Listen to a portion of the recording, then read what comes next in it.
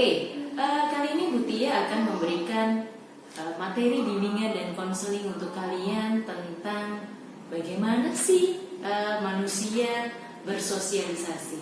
Jadi ini Bu Tia berikan untuk kalian dengan aspek perkembangan kesadaran tanggung jawab sosial, supaya kalian bisa bersosialisasi dengan baik di lingkungan kalian semua.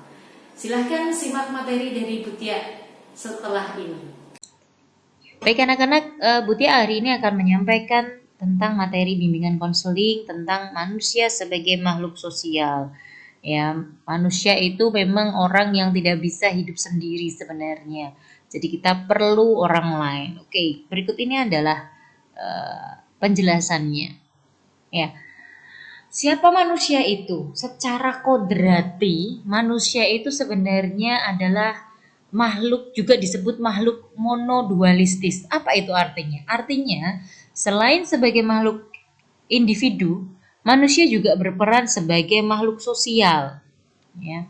Makhluk sosial yang membutuhkan orang lain, punya sikap sosial juga yang merupakan beberapa tindakan yang menuju kebaikan terhadap sesamanya. Manusia dikatakan sebagai makhluk sosial karena pada diri manusia itu ada dorongan untuk berinteraksi dengan orang lain. Jadi kita itu tidak bisa hidup sendiri, kita tuh perlu orang lain. Kita kadang marah aja kita perlu ada orang lain untuk menumpahkan kemarahan kita, yang padahal orang itu nggak tahu apa-apa, tapi kita tahu-tahu marah aja kayak gitu. Dan manusia itu orang yang unik ya. Kenapa? Satu, ada dorongan untuk berinteraksi. Manusia itu perlu adanya dorongan untuk interaksi. Jadi seseorang itu pasti inginnya berinteraksi, inginnya bergaul, inginnya bersama-sama. Dan manusia itu tunduk pada aturan. Manusia memiliki kebutuhan untuk berinteraksi dengan satu sama lainnya, ya. Ada kebutuhan. Jadi butuh banget bergaul, butuh banget berkumpul, butuh banget sharing dan segala macam. Dan potensi manusia akan betul-betul berkembang apabila ia hidup di tengah-tengah manusia. Jadi kalau kita punya potensi, kita tahu kita punya potensi. Tapi kalau kita tidak pernah menunjukkan, ya, kita tidak akan berkembang, hanya stuck di sana saja, dan orang lain juga nggak akan tahu siapa kita gitu ya. Dan manusia itu adalah makhluk yang selalu berinteraksi dengan sesamanya. Manusia tidak dapat mencapai apa yang diinginkan dengan dirinya sendiri. Butuh orang lain. Ketika kalian pengen dianggap pandai, pengen dianggap pintar, kalian juga butuh teman. Kalian butuh gurumu. Aku pengen masuk SMA yang aku inginkan. Kamu butuh sekolah. Nah, itu artinya manusia itu betul-betul saling membutuhkan satu dengan yang lainnya. Jadi kita tidak boleh sombong kalau kita bisa sendiri dan segala macam. Ya. Ciri-ciri manusia sebagai makhluk sosial itu adalah yang pertama, manusia itu suka bergaul, suka bekerja sama. Dari tadi Putih sudah menyampaikan berkali-kali tentang manusia tidak bisa sendiri, manusia butuh interaksi. Makanya manusia suka bergaul, suka kerjasama, suka bersama-sama, ya. Terus suka berkelompok, ya. Kalau bahasa kalian anak muda itu punya geng, ya. Tapi kalau geng itu konotasinya cenderung negatif ya nak. Jadi manusia itu suka berkelompok, punya grup, punya tim. Itulah manusia. Terus ciri-ciri yang lain adalah manusia itu pasti punya kepedulian terhadap orang lain. Kalian peduli sama temanmu yang dibully temanmu si A, tapi kamu ngebelain, ya kan? Itu adalah salah satu bentuk rasa kepedulian kalian. Terus kadang-kadang hal-hal yang negatif dilakukan oleh temanmu saja kamu nutup-nutupinya di depan gurumu.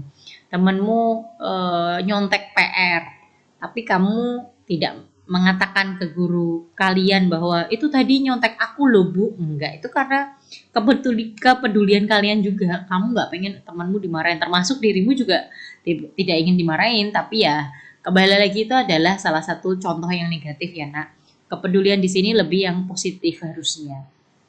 Terus tidak bisa hidup sendiri, sudah dijelaskan dari di atas. Suka bergaul, suka kerjasama, berkelompok, berkepedulian, itu artinya ya tidak sendiri, pasti butuh orang lain untuk kita tunjukkan rasa kepedulian kita. Terus ciri-ciri manusia sebagai makhluk sosial yang bermoral adalah manusia memiliki toleransi dan kepedulian terhadap orang lain ketika bersosialisasi.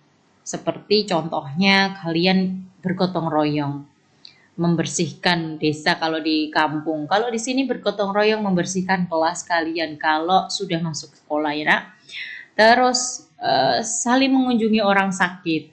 Teman kalian sakit, kalian tengok. Terus kadang-kadang kita menunjukkan kepedulian kita juga dengan cara yang berbeda. Kita masuk ke apa namanya? Kalau kalian sekarang itu lagi musim ketika menunjukkan kepedulian dengan Insta story, save atau pray for siapa, terus di statusnya menyatakan kita bantu teman kita, mendonasikan sesuatu mungkin yang butuh apa namanya? butuh teman, butuh bercerita, ya. Ya.